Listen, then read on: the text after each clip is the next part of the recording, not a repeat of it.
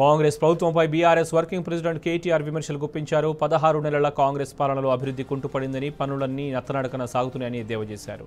పాలక్నుమా ఆర్ఓబీని పట్టించుకునే పరిస్థితి లేదని మండిపడ్డారు.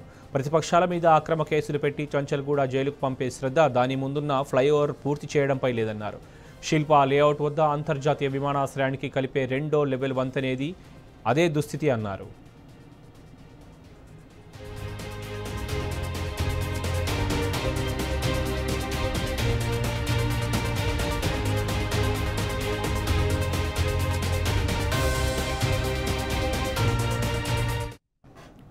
శాస్త్రీపురం ఆర్ఓబీ పనులు ఎక్కడెక్కడ నిలిచిపోయాయని, పూర్తయిన వాటికి సున్నాలేసి రిబ్బన్ కటింగ్లు చేశారని విమర్శించారు.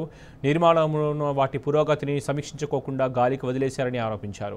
కాంగ్రెస్ అంటే కమిషన్లు దండుకోవడం, కబ్జాలు చేసుకోవడం, కక్ష తీర్చుకోవడమేనా అని ప్రశ్నించారు.